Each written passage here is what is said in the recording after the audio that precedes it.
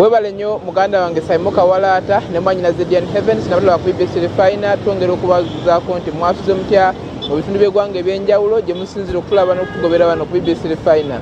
Simon naffe bwakedde bulungi ensonga lwaki twazeewo okukeera okuweereza abantu ba Beene era mu kaseera kano nga bw'olaba twamaze dde okuyingira n'okutuuka ku nguudo ez'enjawulo mu kibuga Kampala. Mu buufu obwo olunaku lwali tutaze okukola wano mu bitaala by'e Kabuusu okulaba entambula y'ebiduka nga bw'etambula. Simon, ku nguudo ez'enjawulo kw'otambulidde embeera ebadde ekyali nnungi nnyo. Oluguudo lwa Sapolo Kaggwa Road omuntu badde kimwetaagisa eddakiika 5 okunya ku ezo eziyingira ekibuga ate ezifuluma teweetaaga ddakiika n'emu, embeera ebadde ekyali nnungi.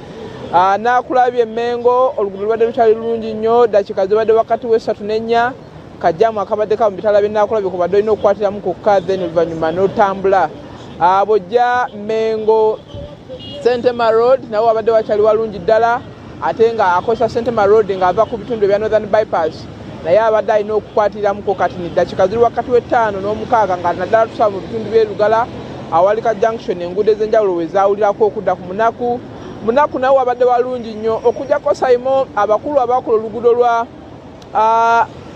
Hoima Road okuva ddala mu bitundu eby'Ekawaala Jangu Katalaawo waliwo bw'otuuka ku luguudo olwa Bawalakata ekkubo eryo eryambuka ndijja ne ligatta ku munaku. Tusaba abakulu okukola ekyamangu kuba oluguudo olwo baalukola bayinza okutugamba nti bannalumaliriza naye tebaalekawo oba tebalina kabonero konna kabaateekawo kalaga nti emmotoka eziva mu bitundu by'e Nansana zisobola okwambukira awo ng'ateddwa oluguudo we luli.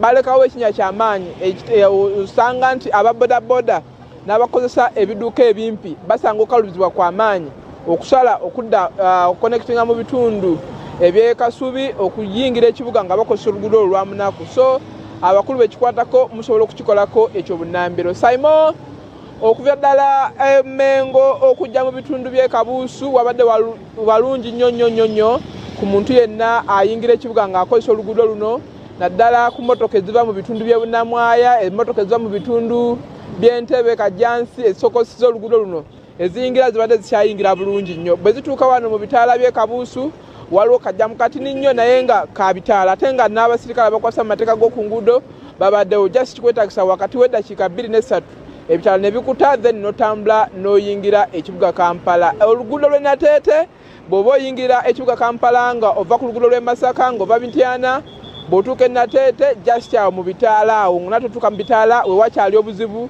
olw'embeera y'oluguudo naye nga nawo bw'omala okusumatukawo n'otuuka mu bitundu wano Nalukolongo okweyongera eno embeera ebadde ekyali balabala bulungi nnyo. Gwe wenna ayingira ekibuga tukugamba nti olina okubeeramu n'akajaketi kubanga mu bitundu ebimu akakuba kakedde kutonnyerera ate nga ne kugulu katulaga nti kakyaligo era kagenda mu maaso n'okutonya. Simon, bwebutuukidde olwaleero oba oliawo ng'ekirwadde ky'Ebola kigenze mu maaso n'okwerisa enkuuli mu bitundu by'eggwanga eby'enjawulo era nga we bwazibidde olunaku lw'eggulu nga abalwadde bali 15 sofa minisitule y'ebyobulamu byakakakasa okuba nga bamaze okuba nga bazuulibwamu n'ekirwadde kino.